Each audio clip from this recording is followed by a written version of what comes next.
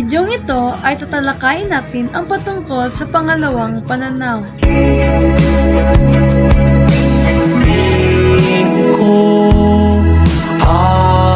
Ang pangalawang pananaw o perspektibo ay nagsasabi na ang globalisasyon ay isang mahabang siklo o cycle ng pagbabago.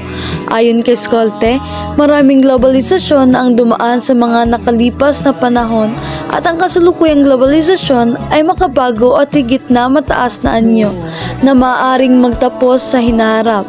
Mahirap tukuyin ang panahon kung kailan nagsimula ang globalisasyon, kaya higit na mahalagang tingnan ang iba't ibang siklong pinagdaanan nito. So, ang globalisasyon ay paulit-ulit na siklo ng pagbabago na dumaan sa iba't ibang yugto at ang kasalukuyan ay mas makabago at maaring magtapos balang araw.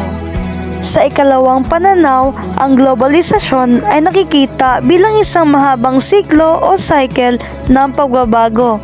Ibig sabihin, hindi ito bagong phenomenon, kundi paulit-ulit nang nangyayari sa iba't ibang yugto ng kasaysayan.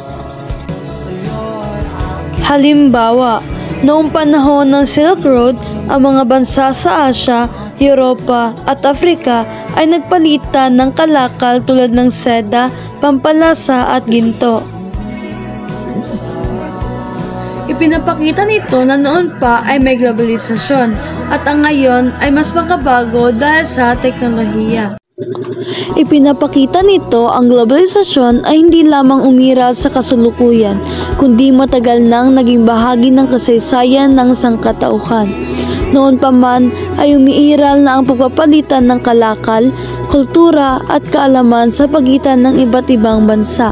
Ang ganitong ugnayan ay unti-unting nagbabago at umunlad sa bawat panahon, mula sa sinaunang kalakalan hanggang sa pag-usbong ng makabagong teknolohiya.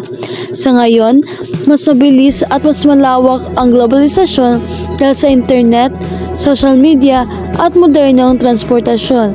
Ngunit, ito'y patuloy pa ring bahagi ng mas mahabang siklo ng pagbabago na maaaring magpapatuloy at matapos sa hinaharap.